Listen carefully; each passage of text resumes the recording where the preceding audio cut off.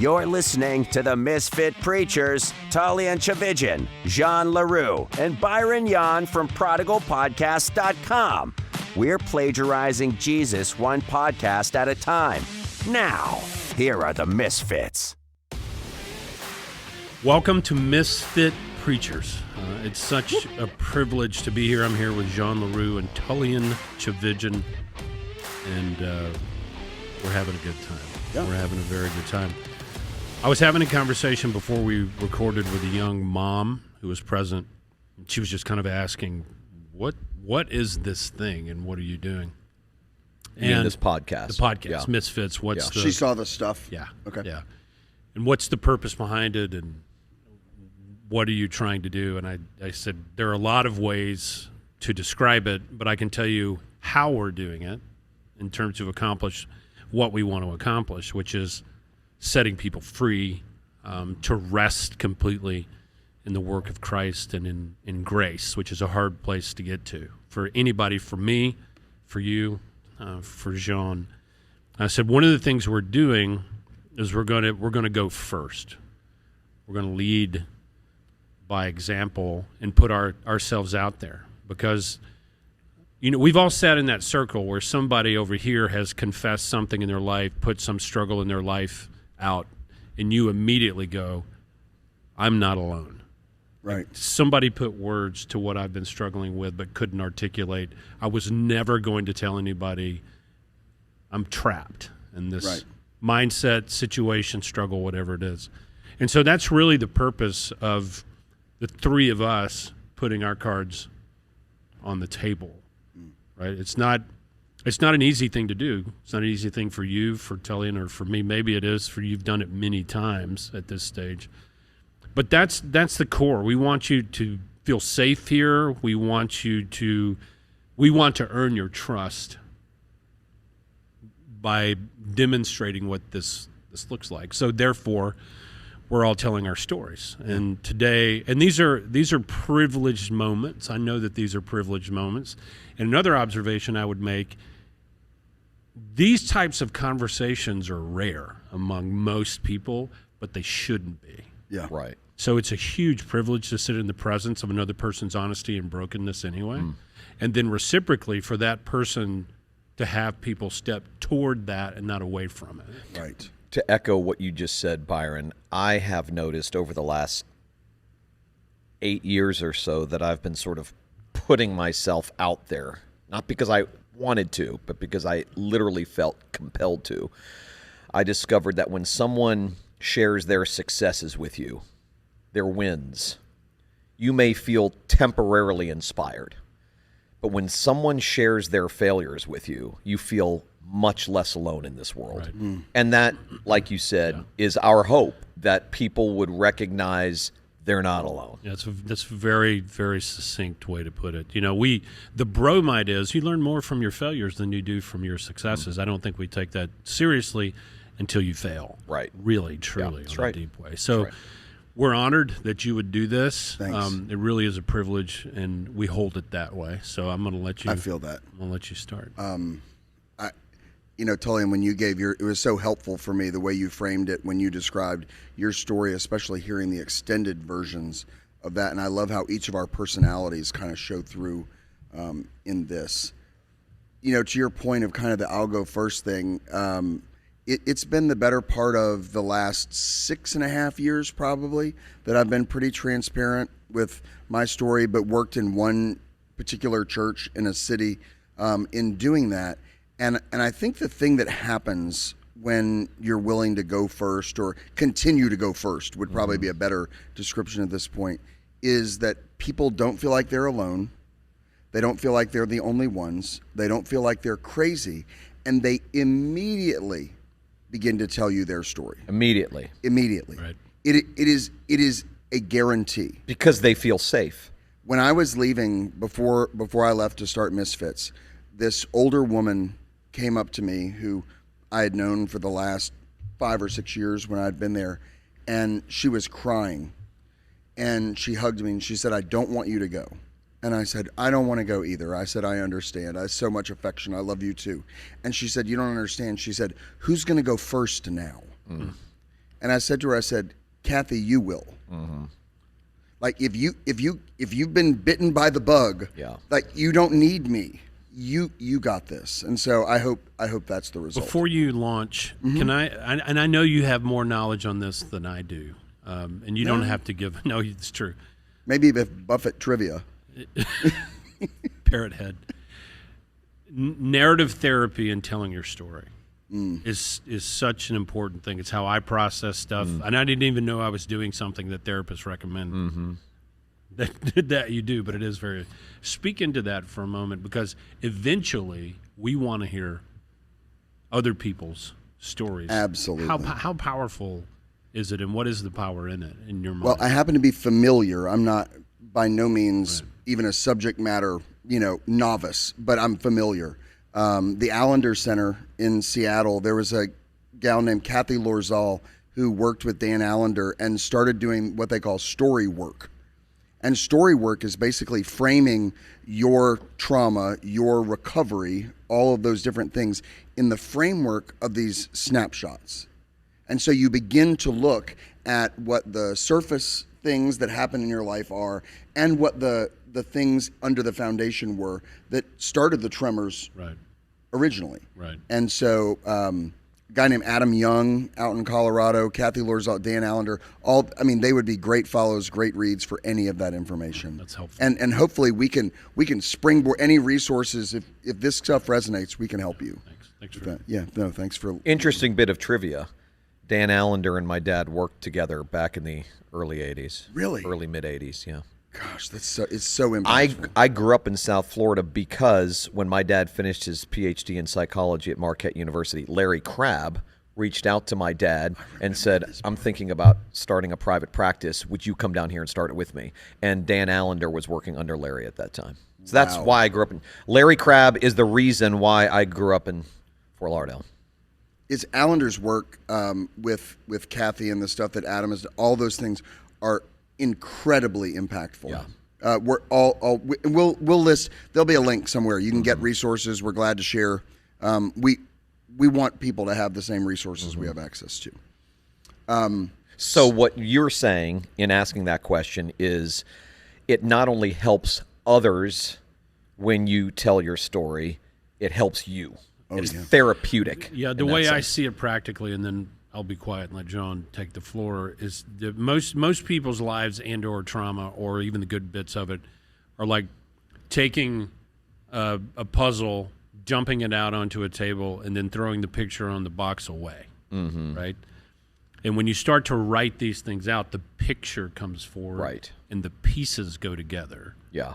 And it's kind of like having a you're not crazy conversation with yourself. And your self-awareness is raised higher and higher and higher. I appreciated what you put out recently about in your social media about the importance of self-awareness as a goal for sanctification in the Christian life. Excellent. So I'll take your analogy, that puzzle piece picture, and frame this conversation with that.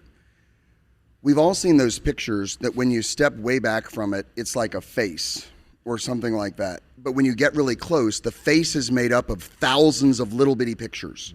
And they were used as the pixels, but when you can step back, you see the big picture. If you stepped back and looked at the big picture of my life, what you're going to see is idolatry, arrogance, self-service, fear, and pride. These little vignettes I'm about to share are the little pictures that make up the big story. Super helpful. Very helpful. Very helpful. I was a church planter, disaster recovery guy when Hurricane Katrina hit the Mississippi Gulf Coast in 2005, of August of 2005. We lost my aunt and uncle, both drowned in Hurricane Katrina. I was working for a big steeple in Memphis, Tennessee, and went down there to help recover their bodies, help the city recover, and ended up starting a recovery organization. We hosted, 17,000, 18,000 people over 5 years. It was wonderful and terrible, exhausting, and all those things. As Tullian described some of the you're on the rise thing in his story, when you do something at ground zero of the greatest natural disaster in U.S. history, people happen to notice more than if you did that in Des Moines, Iowa. Mm-hmm. It's not different work. It's just work with a spotlight on it. But that spotlight, if you step back and the big picture is it's all about me, that spotlight is like a drug. And so you start to believe your own press. Yep. And you start to be, when people question you, you bristle. Everything has to be, but on the surface, it just seemed, like it's all together. And it was something that was incredibly helpful to many people, and the notoriety was intoxicating. The work was exhausting. And after about 5 years, the opportunity came to go somewhere and just preach. All you got to do is preach, teach, and write. And we'll do everything else. And I was like, well, I need a break. I'm exhausted. And felt truly the sincerest sense of calling to this particular church. The message was communicated to me as, we're lockstep with you. Well, some were and some weren't. And what happens when some were and some weren't, the ones that were in line with my message, we formed an incredibly tight bond. The ones that weren't started to feel this arrogant ass start to poke them from the pulpit. I didn't want them, I mean, this is terrible to say, but it's honest. I didn't want them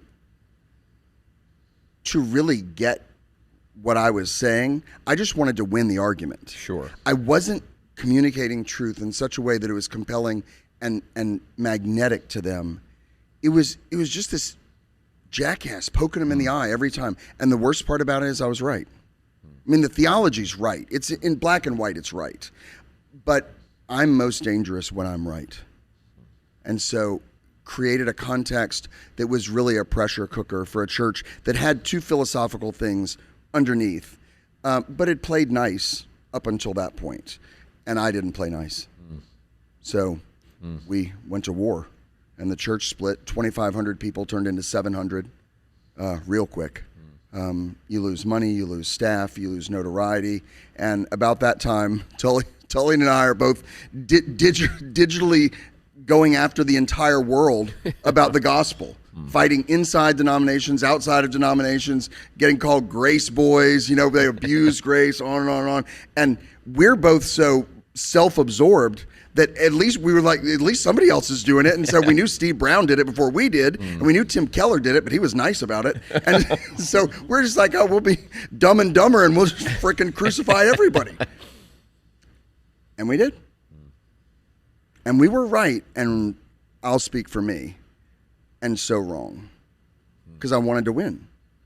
What would you do different if you could go back? Oh, that'd be a whole episode. Jesus said they said a bruised reed he would not break. He was always tender with people who were struggling.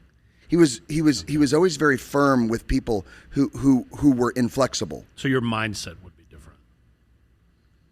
I mean, I shut the gates of grace in the face of people who were asking honest questions, and I didn't have the humility or the patience to let them ask a damn question. Yeah. Without being blasted. We were talking a little bit about this, the three of us, a few days ago, off camera, but it's very tempting when you know you're right about grace to become self-righteous toward those who are self-righteous. And the danger is that's me. Something like this. You think you're good. I know I'm not. That makes me better than you. Which is put that on my tombstone. Yes. So, and you're right. It's dangerous. We become a Pharisee to the Pharisees. It's very, very, very tempting to do. When I made this discovery and shifted, I think the net effect on people, the visual that explains it for me, is I ran into a sandwich shop and declared that I had discovered sliced bread. People were like, yeah, we've been here for a while. Yeah. And then the other thing was, and I'll let you continue, is that grace was hard for me to get my head around. It still is. Yeah, me too. And it's hard for those who have lived in a different world to get their minds around as well. it takes a minute. And I asked that question because, and I think you answered this way: softness, gentleness, compassion. I'll give you one little window into this. There was a conversation that started on a little thing we did called Pastors on the Patio, where we sat down to kind of answer questions about grace and how does it work? What do you do next? When do I get past the gospel? All the normal questions. And there was an individual who I'd been talking to off and on who had some real struggles with the things that I was saying and had made no bones about it. She had been candid. She had come to me privately. We had done, really had followed what I would consider to be the right protocol. Wasn't gossipy, wasn't any of that stuff. And at Pastors on the Patio, that private conversation we had, she revisited the same questions. And so I started answering them. I said, well, we've said that. And I said, that your biggest problem isn't what you do wrong. It's what you do right that you think is okay. And she said to me, she said, well, if that's true, then my greatest problem is not my sin. It's my self-righteousness. Mm-hmm. And I said, you are hearing me 100% clearly. Yeah. And she said, well, I've looked in my heart and I've asked the Lord and there is no self-righteousness in there. Yeah. And I said, in front of 75 other women, in the list of what's actually wrong with you, self-righteousness might be a virtue. Jeez, you were a real ass, huh? In my heyday, I would have never said something like that. I just want to note for the record that Tullian Tchividjian just said, I'm not as bad as that guy. Exactly. Steve Brown said the same damn thing. I'm feeling very self-righteous right now. Now you both feel better about yourselves. I'm leaning into the leper. I feel clean. But here's the truth. There was somebody who was honestly struggling with the real weight and the conundrum of grace and couldn't figure it out. Yeah. And her pastor was such a smug, self-righteous asshole that he decided he would spike the ball in front of 75 people and watch her crumble and put the mic down. Yeah. Yeah. Michelangelo once said that the best way to critique something is to create something more beautiful, to present something more beautiful. I have had that quote memorized since my graduate school days. And the times that I have actually applied that or employed that have been few and far between, especially during that season in my own life. In my personal critique of fundamentalists in the beginning of all this, I became a fundamentalist in the opposite direction. Sure. You were a fundamentalist about not being a fundamentalist. 100%. Sure. Yeah, got it. That's why Same I love idea. what you said early, that I'll just judge the judgers. Yeah, right. Yeah, we're a Pharisee to the Pharisees. And so take that Polaroid and tack it right there. At that point, for the better part of 10 years, my first wife, Kim, and I had been going to counseling, doing lots of things. Life had always been hard for us as married people. I'm 100% responsible for my 50% of the problems that happened in our marriage. A church split and a church plant did not create a context where two unhealthy people got healthy together. Yeah. And I didn't know it, couldn't see it, was in it, and was blind to it. If I had that's why I think doctors don't work on their own it couldn't be objective and just couldn't see up from down. And so the last ditch effort to quote, save the marriage in that, and this is hundreds and thousands of dollars of therapy, was, okay, I'll leave the ministry. I'll just resign. The only thing I've never tried, we've tried inpatient, we've tried outpatient, we've tried everything we can do. The only thing I haven't tried is just get out of ministry and let's see if that fixes it. It didn't fix it. Because when the problem is you keep going with the problem, right? Mm-hmm. Unfortunately, right. I forwarded myself. Wherever you go, there you are. There I was again, the same guy, and didn't have the humility, the right amount of counsel in my life or the right ears to hear it. And she and I divorced in 2015, at the end of 2015. It was initiated by me.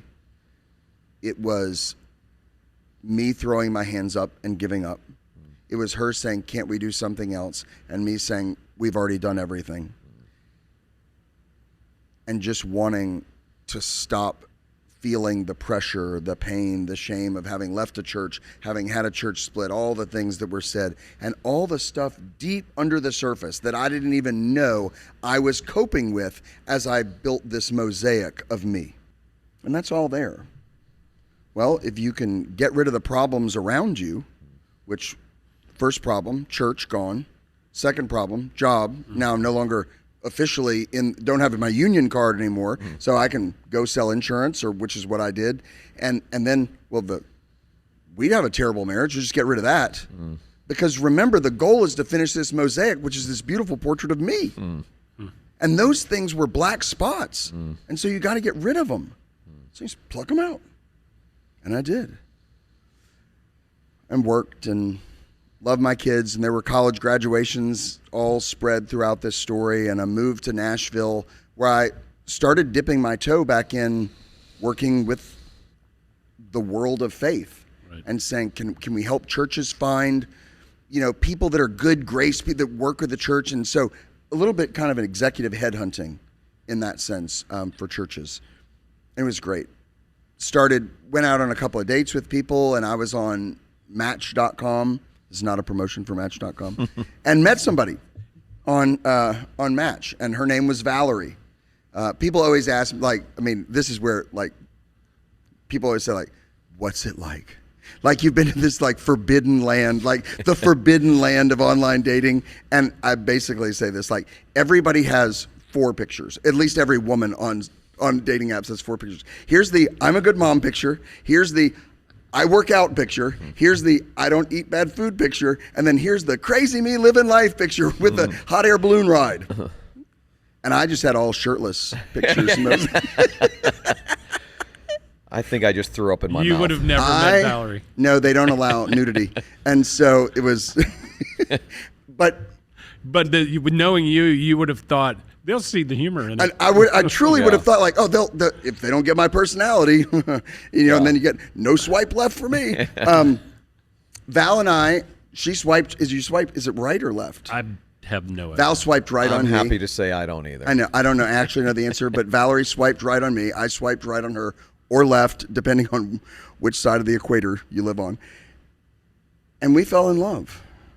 She had worked in the church before. She had worked in a large steeple in Atlanta, had a lot of things going on in terms of her exposure to the church world, and I thought it would be pretty impressive. In that window, did you feel the kind of the tailwind of there's new lease on life, and we'll go complete the picture in that moment, or? Oh, listen, we're re-releasing the iPhone, baby.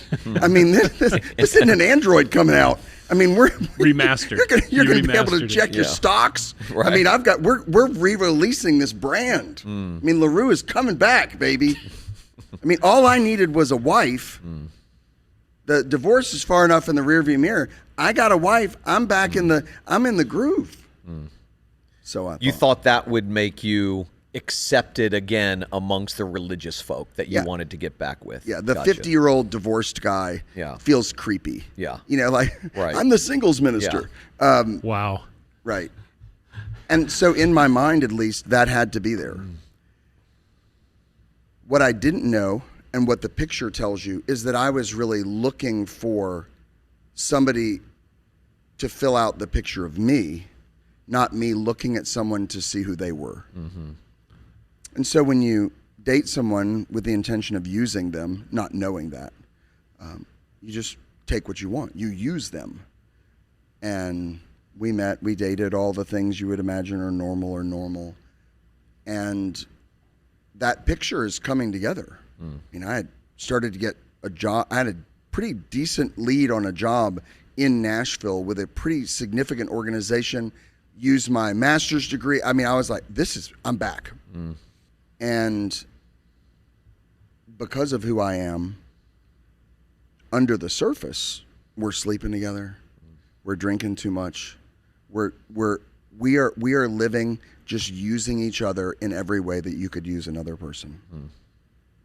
And truly figured Jesus, I mean, we're getting a pass. Like, we've been married, but Jesus understands. We've been married before. I mean, I'm not a spring chicken here. And so, and thought, we're going to get married. So we're just, I mean, God's outside of time. So this just all counts. And the truth is, it's just this gross rationalization of, I just want what I want. That all came to a head.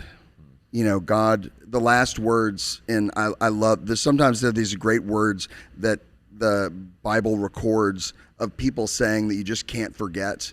And the last words of this king, this Old Testament king that was this group that was always fighting, you know, Israel, called the Babylonians. And they had this king named Nebuchadnezzar.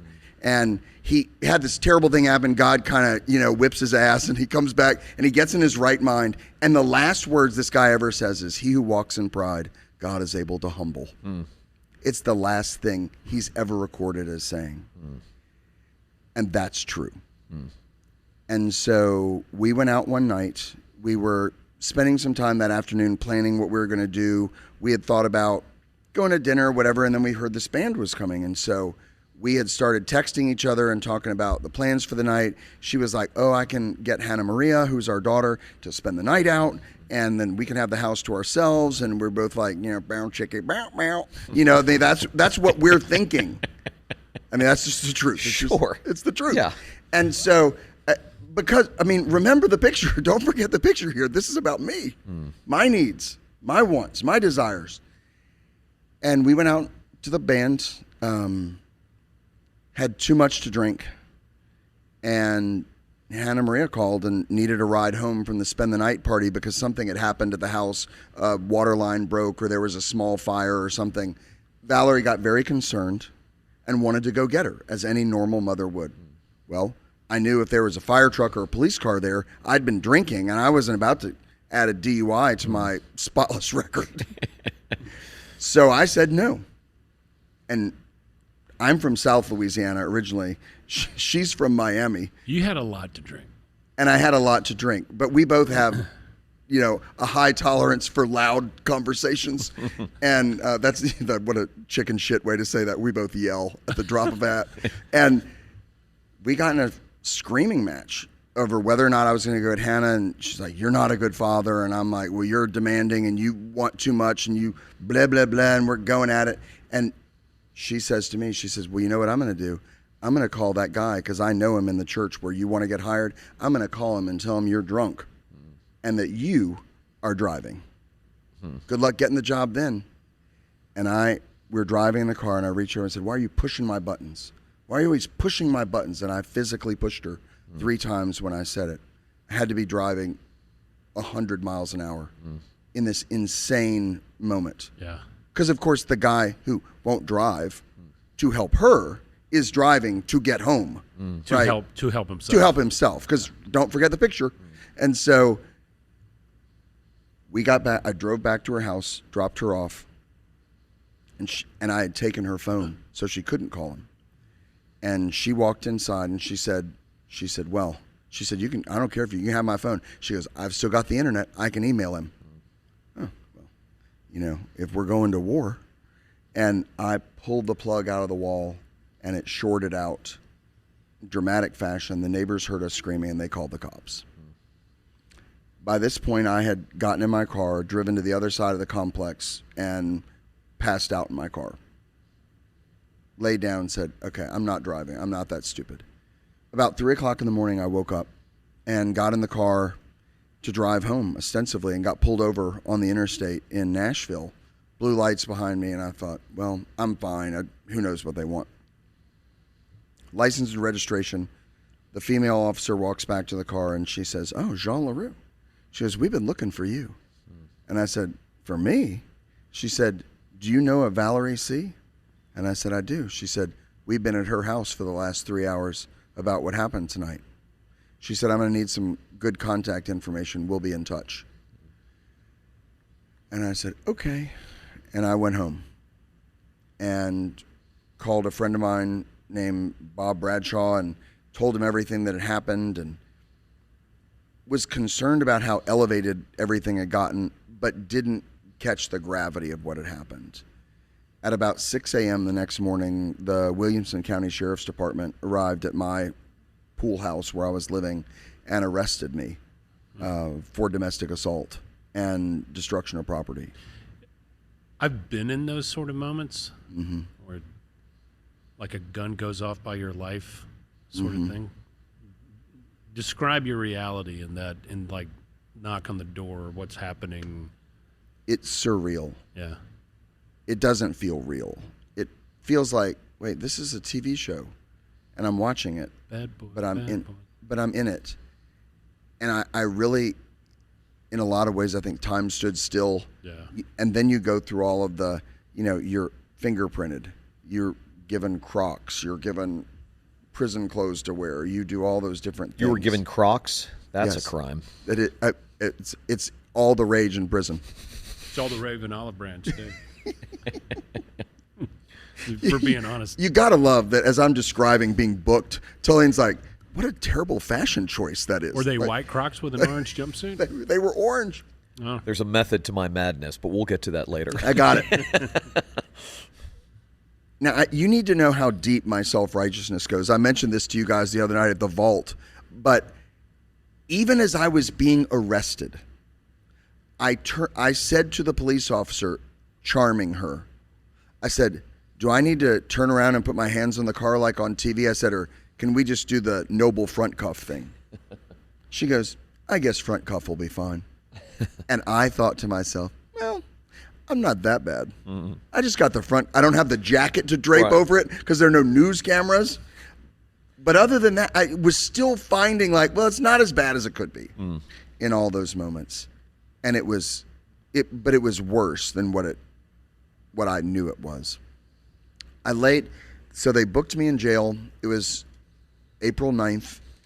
And I know that was my daughter's birthday. They'd taken my phone, so I couldn't call her, and that was on my mind. And then they give you a cell, and there's no clocks, there's no windows, there's the brightest, like, if you've ever been to a vet's office and seen how bright those lights are, that's how it is inside, like when they book you. So you're sitting in there, and it's about 60 degrees. They give you a blanket just big enough to make you mad. It only goes up to your shoulders, and your feet are uncovered, and then it starts about mid-chest. It's just, even if you turn it the triangle way, it still doesn't work. And I'm just laying there, and I all I wanted was a Bible. And I felt myself like, I just want somewhere in, I kind of like tapped into immediately, like, this is what people do when they're at the end of their rope. I need the Gideon's Bible in the hotel dresser drawer. They didn't have any. And so I had to go with what I had memorized. And unfortunately, I have more Jimmy Buffett lyrics memorized than Psalms. And had time to sit and write. And so I started writing the goodbye note to the kids. It was done. I was the level of shame, embarrassment. My life is over. It's ruined. I'm taking my life when I get out. I know I am. Now, I've mentioned to you guys before that God, like being from New Orleans originally and kind of that whole thing, God's voice to me when he speaks to me is like when he talks to Job. It's real sarcastic. And so when I kind of concocted this plan, like, kids, I love you. I brought so much shame on you. I can't live with myself. You know that God, that where I am, you'll be fine, insurance money, blah, blah, blah. And all like in the corner, if there would have been a visible representation of God, it would have been the slow clap. The slow sarcastic clap. And God says, well, well, well, isn't this a great plan we have? So let me get this right. Because of your unmanageable, unbelievably great public sin, you're going to use your death as the atonement instead of Jesus's death. What voice, in whose voice do you hear God's voice for you? It's just that. It's sarcasm. There's no like dialect in it. Or a particular person's voice that you've heard before. Because I have a feeling the reason Byron asked you that question is when God speaks to him, he hears a particular person's voice. He told me once that it sounds like Theo Vaughn. Oh, it is that same sarcastic. Yeah, it's that. Yeah, absolutely. That same banter. And for you? Morgan Freeman. For me, it's Billy Graham. Yeah, for me, it's my mother. It's my father when I'm being congratulated. It's my mother when I'm being punished. We'll get to your wounds. Momentarily. And And I said, literally out loud, I said, well, then what am I supposed to do? And God said, give up. And so you don't know how long you've been in there. There's no time. And I just laid there and thought and tried to sleep and cry and pray. And my friend Bob Bradshaw picked me up, and he knows me well enough to say, hey, listen, we're going by your house and you're going to give me your gun. He goes, that's not the answer. I said, how did you know? He goes, you think I don't know you? You think I don't know what you've been doing for the last 12 hours? And I was like, okay. And then he took me to his house. And I know there are people here listening who have just been let out or about to go in, or everything's fallen out. You understand the meaning of somebody putting you in their car and taking you to their house and feeding you from their table and not locking the bedroom door when you go to sleep after you've just been arrested for a felony. It was the coolest drink of water that I could have ever imagined in that moment. Because behind the mosaic that I want you to see is the picture of me that I see. The one nobody wants. And what Bob and Rose did, they walked over and they took some of the black off of that picture, and there was life behind it. And that's what started to happen. In that moment, I stopped filling out this damn picture and started pulling black tiles off the other one. And light comes through. God was working on Valerie at the same time. We're not allowed to talk to each other because of the nature of what I was arrested for and the nature of what I did. I'm curious too. I think that's a providential piece of this whole thing, because if I were in your shoes, the very first person I would try to start convincing otherwise or manipulating for sure would have been her. Yeah, of course. Well, the analogy I just gave is the ultimate picture, but the truth is that's exactly what I wanted to do, because this picture is crumbling. And she's got the tape. She's got the duct tape. And the inability to do it is maddening. I don't have even the opportunity to do it. It's like without legal consequence. Separating someone who's addicted to substances from their substance. Right. There's a withdrawal. There's no from question. Control. There's a freak out. Control's a drug. Because even apologizing gives me some measure of virtue. Sure. You can't even apologize. You can't do, by proxy, you can't do anything. And so my therapist at the time, there was a lot of hurt both ways and a lot of wrong done both ways. Val would say amen to that. And my therapist said, I think in order for you to really deal with this, you're going to need to just put it down on paper. We'll bring it to the next session. We'll tear it up, burn it. We'll be done. You can get that frustrated feelings with Valerie and the circumstances all out. She said, just write it down, email it to me, and then we'll do it together. So, okay. So I started writing it and went to bed. Thought I was going to finish it. And my buddy Bob called me the next day and he said, why did you do it? And I said, do what? And he said, contact Valerie. I said, I didn't contact Valerie. He said, Jean, I read the email. I said, Bob, I didn't send her an email. He said, Jean, it's time for the lies to stop. Like, he's done with this picture. Like, dude, the gig is up. And I was like, I didn't.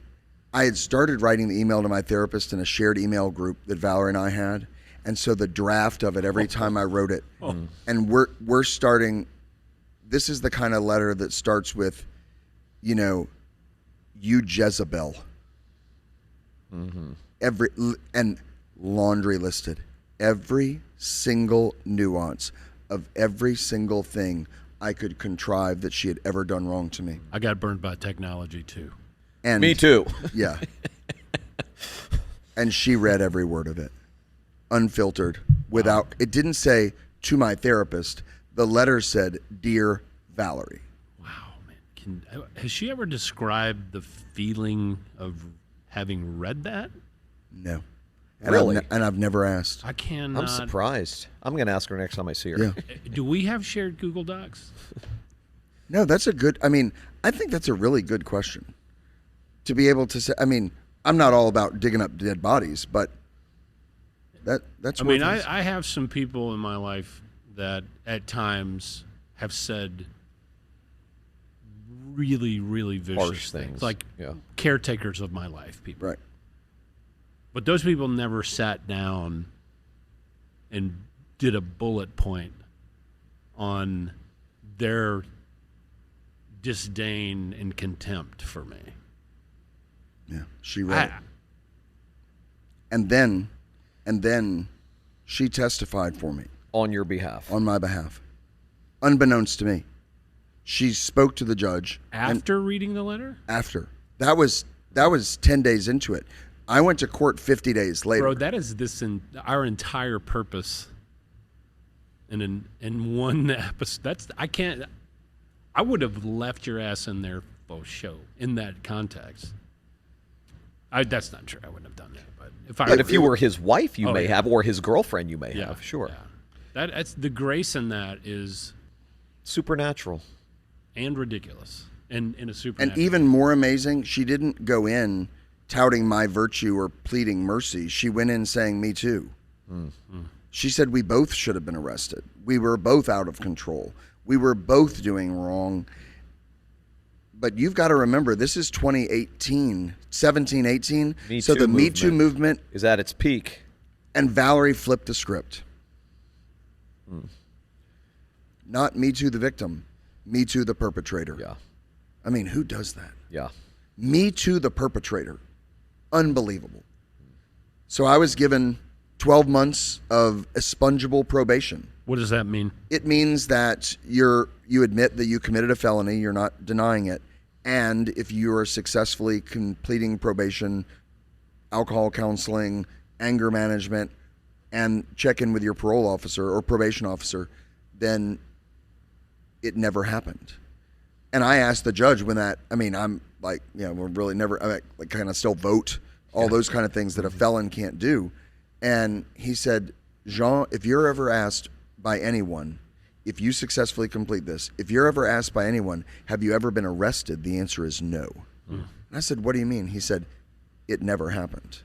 He said, when you go the last day, he said, they will hand you your file. And he said, and that is the only copy. I can get to the doctrine of justification there. My sin is cast into the sea of God's forgotten memory. I sat on the front steps of the Williamson County Courthouse and sobbed like the first time I'd ever heard the gospel. Like, they let me take my shame and carry it out. It was unbelievable. Unbelievable. Where do you think you would be had it been an actual felony count? Where would Sitting at this table with us? No, I know where you would have gone, but where would you have been? Where would you as a person, I don't mean geographically. Oh, yeah. It would have been a dark spiral. A dark, dark spiral. Yeah, I there's nothing I'm not capable of. It would have been dark. The shame would have been too much. Yeah.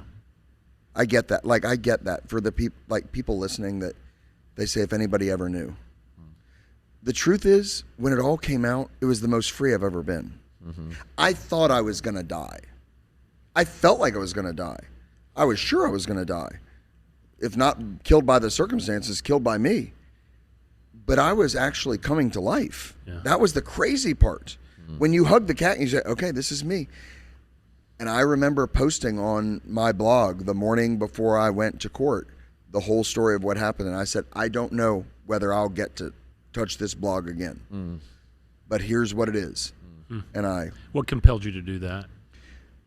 Because I knew you start to really think about the people who are suffering in the world when you're suffering. And you think there are people out there. Somebody's going to read this and it's going to be their court date. It's going to be their inability to say me too or whatever. Somehow God can use this. And that was my hope, but I needed to get the story out. I needed to write it out. And I only had the guy driving, Bob was driving me to court. That was it. He knew the story.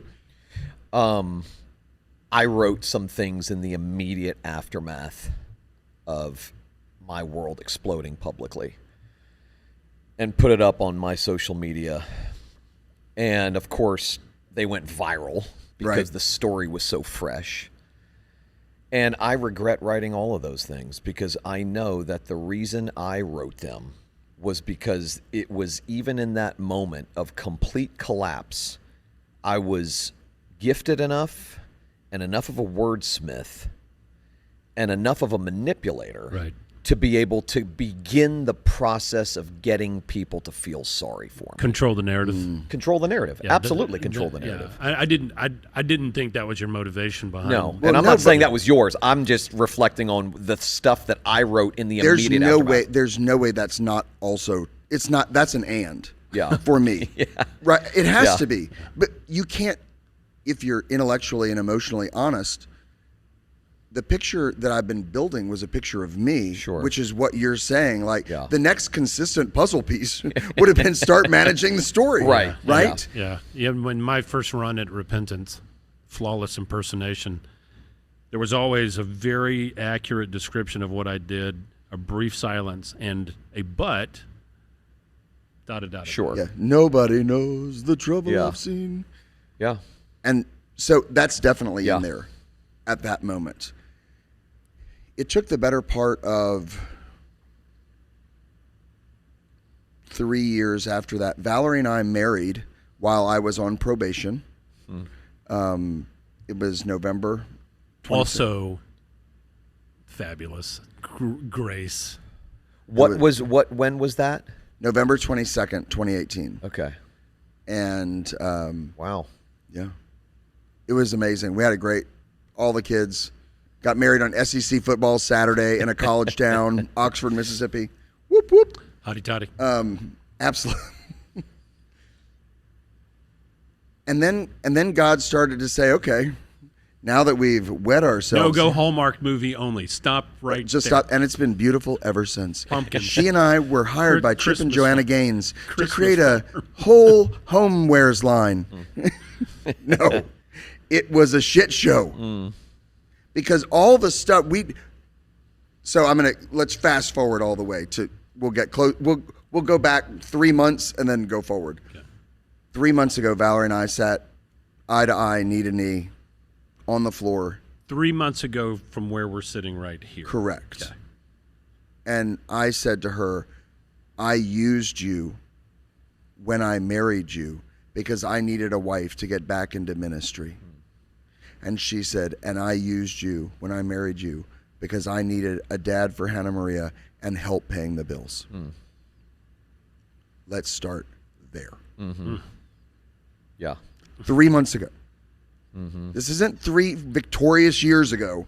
This is 3 months ago, not because I'm so astute, because my therapist finally said, are you ready to finally say truth? And at this point, you've been married for 6 years when you have this conversation. Correct. Right. I mean, we've been through therapy, we've been intensives. What I didn't know, and what she didn't know is, we were both building a Mosaic, and we kept stealing pieces from each other. That piece. If I don't have that piece for my picture, then my life won't be okay. And she goes, but if I don't have that piece for my picture, then my life won't be okay. And you took my picture. And we had to tear him up. Because until then, we had just been negotiating the exchange of puzzle pieces. What will you give me for that one? What will I give you for this one? Will it work out? And it's been in this process that we go, okay. The Idolaters Anonymous Club is welcoming new members. And to be able to really say that, and it's taken that amount of time, that amount of therapy, group therapy, individual therapy, pastoral counsel, counsel from friends, and my horoscope. What are you, by the way? Taurus. Pisces. Cancer. Makes sense. Like the cancer question yesterday. It explains all of us. It does. Next week, the moon of Jupiter. And so I guess what I'd say is it's live. I mean, I want the Hallmark story. I really do. I mean, I'd like to be able to say, and then after court, we went and had dinner at Cracker Barrel. If there was a Cajun version of the Hallmark movie, it would be phenomenal if you were the lead. But it's live. The struggle is real. It's now. It's not in the past. It's now. I was packing my truck to come and record with us, and we had gotten in an argument. I don't even know what it was about. But we're aware enough of our propensity to build the picture that Val knew. She said, you know what? This is not the week that we need to spin the top. So she said, you know what? You want me to go see Hannah Maria for a week in school, and I can just work from the apartment, and it'll be great, and give you some space. Because I care enough about you to leave right now, because I know that if we get into it, it's going to spin you up. And at first, the thought was intoxicating. I was like, honk, honk, can I get your bag for you? And then I thought, wait a minute. Only a person self-aware enough to know that that would be a problem is actually safe enough to be around. Mm-hmm. So if you know that you don't trust yourself, then now I trust you. And it was so beautiful. I was like, and I told her that. I said, I think the answer would have been yes, but now that you ask, it's no. Are those sorts of things skills that the two of you have learned, tools that you have learned to love each other? If I say anything that sounds remotely healthy, it is something I learned. It is not a tool that comes naturally in my toolbox. Yeah. If it comes out of me, and you're like, man, that sounds like a really good decision. You're really you're stabilized. Yeah. No, that is triage. They pack the wound. No, my life, if you get to the understory, the image is everything. And if anything gets in the way of the puzzle piece you want, you just crush it. And so if you go back to the story and each of the little vignettes, it was about me asserting getting big. So I could control the narrative in Huntsville. I could control my wife with the marriage to Kim. I can control my image. I can control all of those things. And the way you do that is you open the toolbox and there's a hammer. And when you have a hammer? Everything's a nail. That's right. Everything's a nail. Yeah. I remember there was a guy who was talking to me about discipleship, which I don't like that word, but he was a friend of mine who happened to be talking to me about his shit, and I talked to him about my shit. That's the better definition of discipleship. And he said to me, I was telling him something, and this was when the kids were little bitty. I was talking about my obsession to have the room picked up and the toys put in certain places and control the environment. And he said, can I ask you a question? I said, sure. And he said, how do you think your kids will ever go to God when their lives are messy if they can't make it through the afternoon for fear that their dad will come home? Bro, that is gold. It's gold. And I said, it's exactly right. It's exactly right. And it's exactly what tens of thousands of people have learned about God, not just from parents, but Christian schools, churches, youth groups, Sunday school classes. From me. Well, yes, but I I'm purported saying that story until God destroyed me with grace. Right. That was, I mean, I was a part of the problem. Yeah. You're right. But he's exactly right. We communicate something about God even when we're not communicating something explicitly about God. There's no question. Yeah, I'm glad you re-articulated that, because I'm certain there are people's visions, views, perspectives of God that are shaped, like the tens of thousands. No question. And they don't even know They don't know it. They don't know it. No. Yeah, God is the Father who walked hand in hand with Valerie into the judge's chambers and pled for my exoneration and sat with me in a prison cell waiting for them to call my number and come to court. Yeah. And he was in both places. Sure. And that's what's so beautiful about grace and in the gospel. It makes you a gracious person. It turns you into that. Put some texture on grace in this context. Like, you give it for the listener that, like, I think they're right. My view of God has been shaped. How would you change their perspective by leaning into the idea of... There was a billboard in Huntsville, Alabama on Governor's Avenue that had been there forever when I went to work for the church in Huntsville. And the billboard said, God's not mad at you no matter what. And Can't be true. I drove by it the first time and I thought, it's missing the asterisk. Except... Yeah. Fill in the blank. Right. Jean Larroux. Right. Unless you're me. Or unless you're you, or in that moment of shame. And what grace is that billboard signs his name and puts your name at the top. Like I really can't screw this up. Like I can't run so far that I've run off of the foundation of who you are. That is an impossible concept for people to get. Yeah. And there's a reason for that. Well, there are hosts of reasons for that. The primary one being we are conditional people who live in a conditional world with other conditional people. There is nothing in our lives, no relationship, no attachment to anything, person, place, or thing that is unconditional. Yeah. It is impossible for us to be unconditional people in this life. Right. There's a phenomenon in cinema, particularly science fiction, that anything that has to do with an alien, there's a reason an alien, you can always relate it to something in your experience. You can't create an alien that isn't comprised of something in our visual experience. You've never seen, they either have eyes, long arms, or tentacles, or all these things. But what we have to work with in our creativity ceiling is that. And grace has always been like that to me. It's like, it's literally inconceivable to fully form it in our minds, because what we have to work with here limits our understanding of It's like John in Revelation when he's describing this vision of heaven. Yeah. Or Ezekiel with the wheel, he's going, well, and he's like, it kind of looks like what I think maybe a sea of glass. It's not a sea of glass, but it kind of looks like, it's almost like there's absolutely no reference point. And so the unconditionality of God's grace and love, his one-way love, is so otherworldly without any reference point for us in our everyday experience that it is actually impossible for us to understand it unless God opens our eyes to see glimpses of it. And when Valerie shows up on your behalf, that is a glimpse of grace, that God is there just to remind you or anybody in the situation. I've had tons of those from various people. So has Byron. So have you.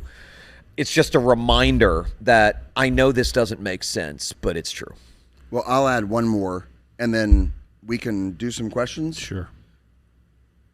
I'm sure I left things out, but y'all will. I Take love your the time, questions man. from You you roll. guys. You land it when you want to.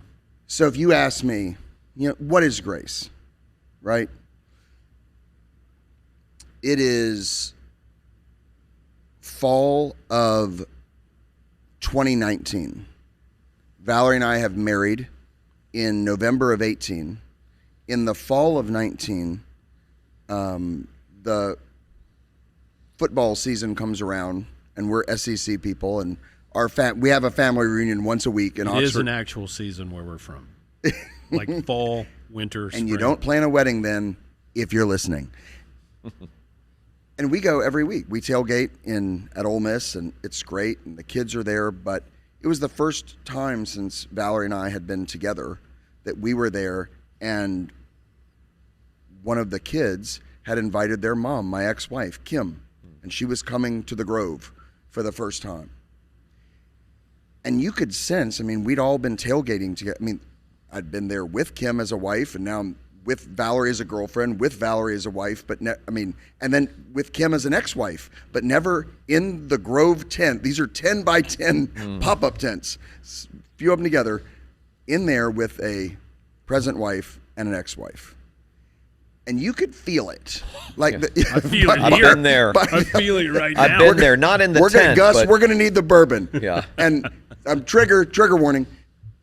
And so you could feel it among the friends, among the kids, and everything else. And we are sitting there, and you heard one of the older kids say, "Oh, Mom's here." And then you could look in this path, and of course, y'all have seen pictures. There's tens of thousands of people. Kim is standing out in this open air portion where the public is, not coming into the tent. Wow.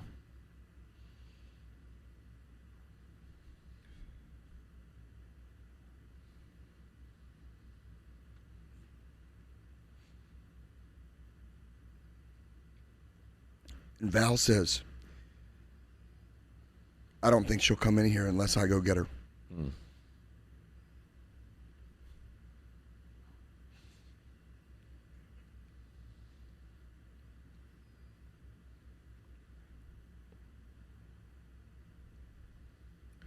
So she walks out of the tent and throws her arms around my ex-wife. She says, I'm so glad you're here. Kim said, I didn't know if it'd be okay. And she said, Valerie said, this is where your family is. Yeah. She testified on her behalf as well. Yeah. Dude, I don't have that gear. That's what grace is. Yeah. And then if you fast forward 2 years, they're sitting together under the same tent talking about what they're going to do when I'm dead. And planning your murder? They are planning on riding in the same limousine. Valerie said, I'll get the life insurance. Kim said, I got everything when we divorced. Yeah, you are worth to them more dead than alive, both of them. And that is grace too. And they're not joking. No, they're not. Not They're probably texting right now, laughing about it.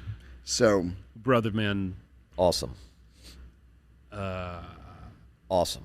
Yeah, kind of without words. I don't. There's no bow to put on it. But I would say, I love when I meet a person, and a person's in my life, and I notice these virtues, the benefits of close friendship, graces that they have, gentleness, wisdom, whatever, and you wonder, where did that come from? And then where the source of that is in their story. And the closer you get to them, the more you can approximate that virtue was shaped by this experience, and this attribute is shaped by that experience. And as you tell the story, I know you well and love you dearly. You've been such an unbelievable good friend to me. When you tell it, I'm like, I see it. I still don't know where your sense of humor came from. That's just my mother. Nurture. But you also can rewind that story and see how grace begins to eclipse fear and self-loathing and all those things. So we're a work in progress. And when we talked the other day, I think for me there'd be one takeaway is like grace is live. These aren't rear view mirror stories for us in this. It's live. Were you the one that said that the struggle's live too? I don't know. I think you did. It is live. live. Isn't that like struggle a meme? is The real. struggle's real. Yeah, the struggle is All real. right. You've been listening to the Misfit Preachers. Like, subscribe, and share. More grace-centered resources at prodigalpodcasts.com. That's Prodigal, Prodigal, podcasts with an S.com.